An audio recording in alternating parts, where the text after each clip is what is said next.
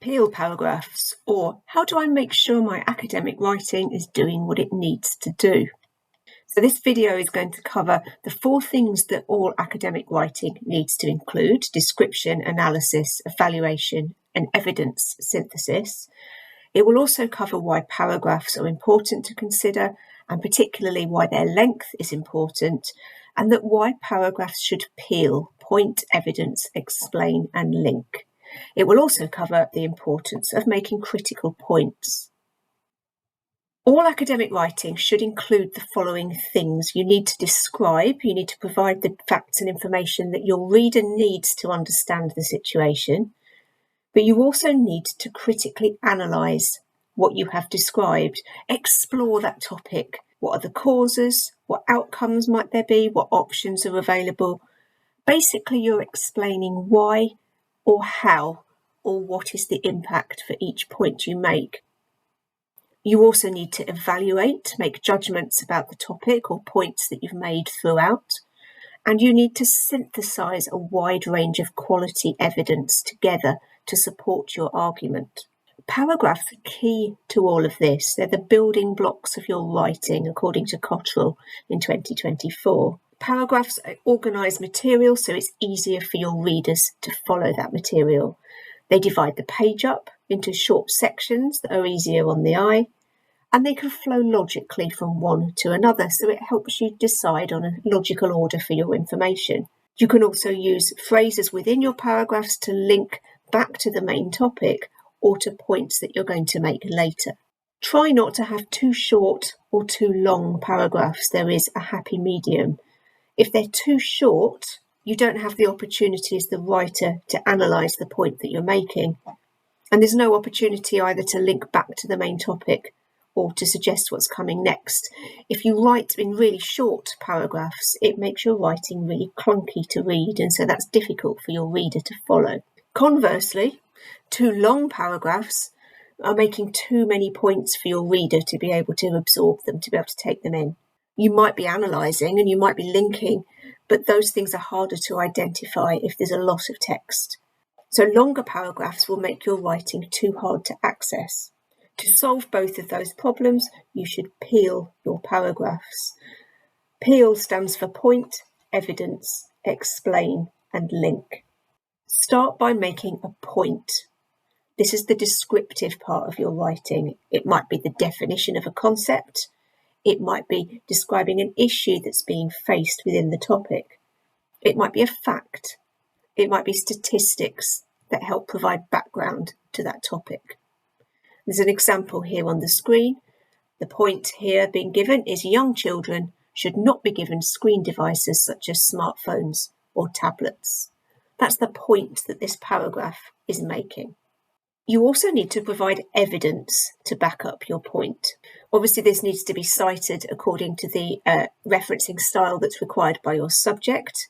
It's Harvard Cite Them Right style is being used on the screen, but check that for your subject.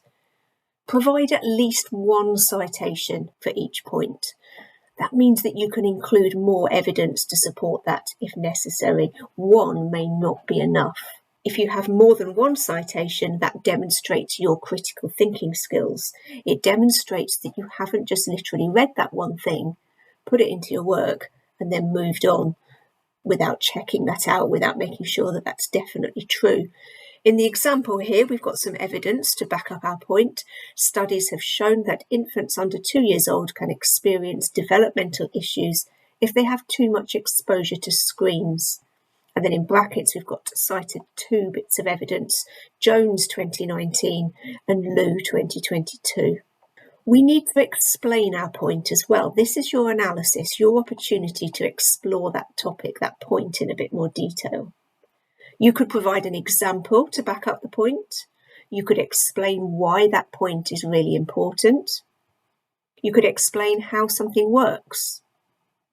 You could demonstrate how an impact could be achieved within that scope of that point. You will need further evidence to back up your analysis. This isn't going to be a standalone point that won't have a citation. The example on the screen is, for example, research by Liu 2022 demonstrated a likelihood that young children exposed to screens can experience delays in speech development. In this case, the analysis is providing an example that backs up the point. Your link helps you to develop a logical flow to the points that you're making. You could either make a link back to the main topic, or you could make a link on to the next point that you're going to make, perhaps both if it's relevant. The link helps your reader follow the flow of your argument, and it makes it easier for your piece of writing to be read. In this case, our link is, however, there are also positive effects of early screen exposure that are not taken into account in this study. And then we've got some additional evidence that indicates that that is the case. In this case, the link is suggesting what's going to be in my next paragraph, providing some evidence of positive effects of early screen exposure.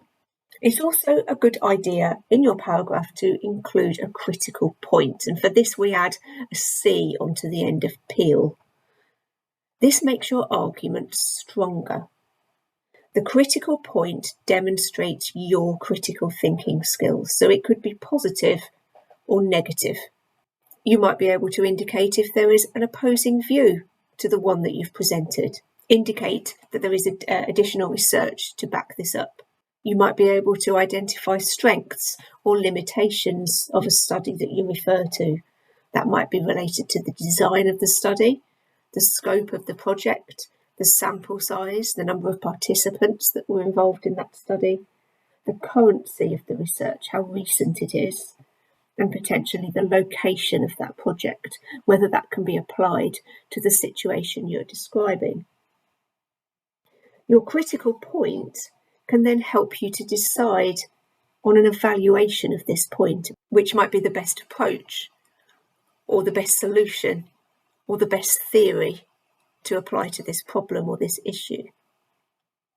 In this case, our critical point is actually being made within our link because we're indicating that there is an opposing view here, and we're hinting at that, and then we're going to explore that in the next paragraph. In summary, make sure your paragraphs peel: point, evidence, explain, link, critical point. The use of the peel model helps you to manage the length of your paragraphs. It enables you to avoid being overly descriptive. It helps you to provide appropriate evidence. It ensures you analyse each point, as well as developing a logical flow for your writing. It enables you to synthesise evidence effectively and provides an opportunity to develop your critical thinking skills. Explore the two resources here in the references list: the Study Skills Handbook by Stella Cottrell, pages 301 to 304 are really good to explore developing paragraphs. And we have a guide to writing peel paragraphs available on the library website.